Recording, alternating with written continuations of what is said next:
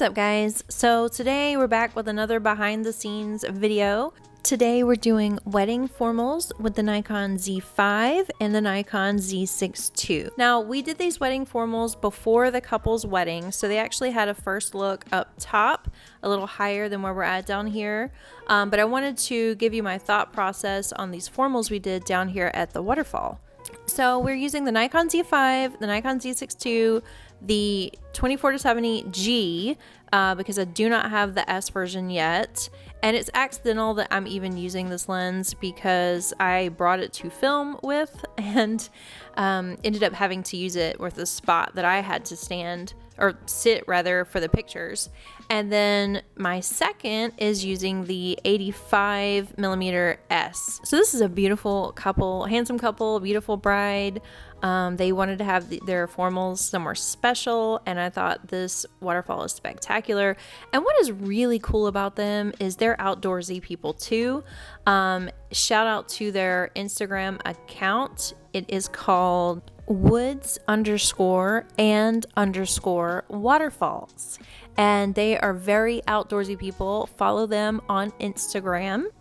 And they're so cool that they had their wedding in a treehouse, but we'll save that for another video.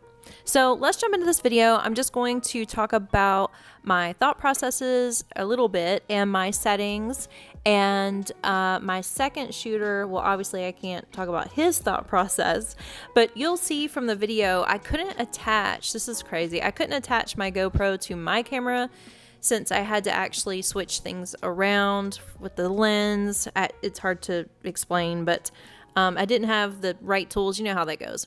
So he's got the camera I was going to use, the Z6ii, and so I'll show you a couple of pictures that he took with those. But yeah, obviously I can't tell you his thought process because he's not me.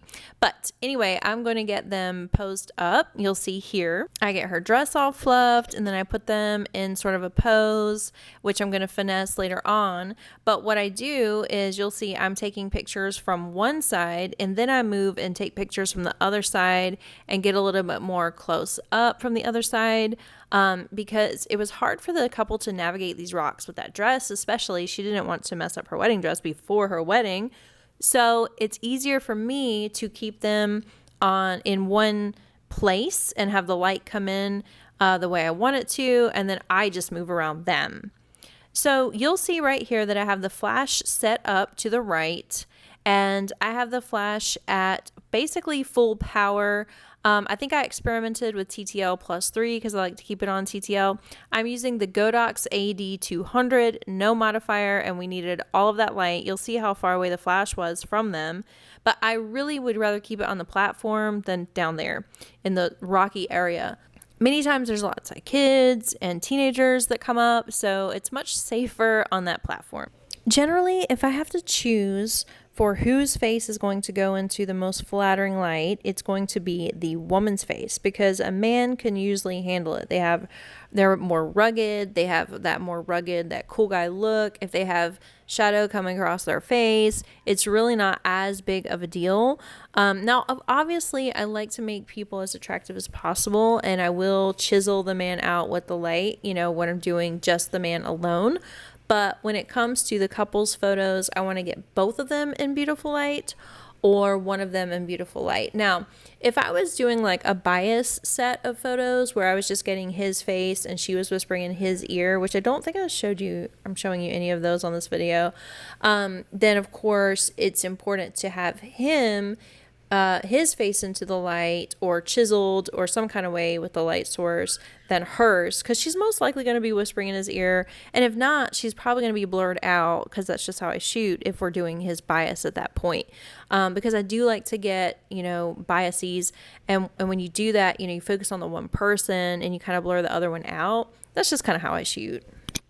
So for these first few, I'm at 24mm ISO 80, and I'm at 1/25th of a second and I'm at 2.8, so I'm shooting wide open for these. And even then, you see it with the 24-70 at 24 how hard it was to get everything in that I wanted to. You'll see down at the bottom where the dress hangs.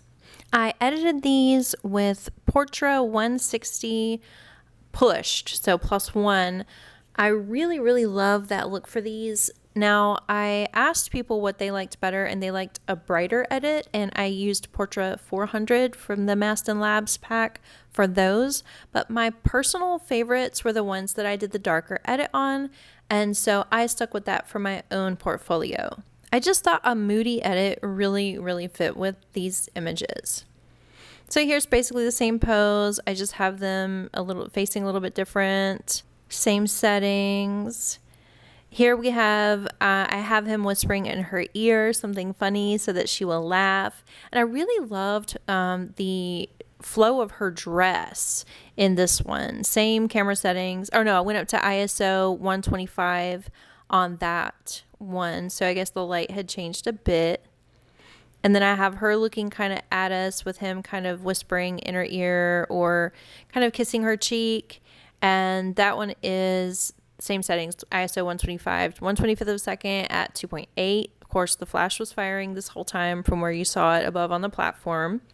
I got sort of a similar pose. Well, I got the same pose, sort of a similar shot, but from I zoomed in a little bit, so I went into the 70 millimeters, still at f2.8. Now I had to go up to ISO 1250. My exposure was 800th of a second. This was more at the beginning, and so I changed that, but I still liked this image and I wanted to show it to you guys. So I told you I was going around the couple, and so this was when they were still in that same pose. I zoomed into 70 millimeter. I'm at 800th of a second, f2.8, ISO 1000. You can see the shadow where the flash is firing, and you can see it on her hair on the side of this image right here, and it's the same settings as the other one, as the previous one.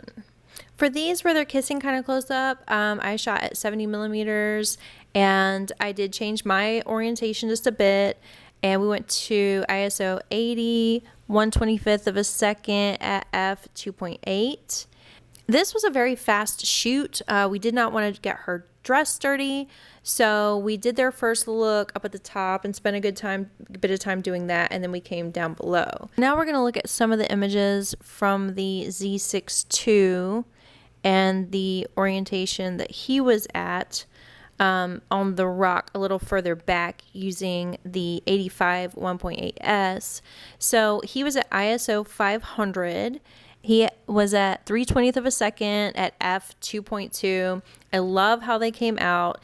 He obviously didn't have the flash because I didn't have the, I wasn't expecting to have him shooting. I was thinking he might do video. I still love these images, even though the groom's eyes are a little bit dark. It's okay for men. I think these came out so beautiful. I love the waterfall in the background. You know, it's not as in focus, and it just looks so grand and beautiful. So he was at ISO 1600. He went up to, for these, 2000th of a second at f2.2. Like I said, I'm not sure what his thought process was because I'm not in his head and I can't really ask him right now. But I love how these turned out, and I'm so happy to have these two give to the couple. And now I want to go to the image that everyone loves, and I edited it kind of dark. It doesn't have to be this dark, you know. I could have edited it a little bit lighter, but I just love this look. I love how her dress mimics the waterfall, and I just find it so dark and moody, but so beautiful. So this image was shot at 36 millimeter. I was at ISO 125 and 1/25th of a second at f2.8. I'm still using the 24-70 lens, and you can see that they moved just a little bit, or no, I was able to move back on that rock, I think. And I wanted to get some of them kind of candid, kind of walking away, and so I had her pull her dress up just a little bit so they could move from rock to rock and obviously not get the dress dirty, but also look really, really pretty. And so for these shots, I'm shooting at 36 millimeter ISO 125, f2.8, 1/25th of a second for the shutter speed. Anytime we're doing something candid like this, I take more shots than I need just to make sure that I have what I need. So I used the Z5 on all of these. I'm extremely pleased with how they came out. My lens ended up fogging up too because of the spray, the mist from the waterfall. So these shoots always tend to be kind of short. I love the intimacy of this shoot, guys, and I love this couple. They were so much fun to work with and such a handsome couple, just beautiful inside and out.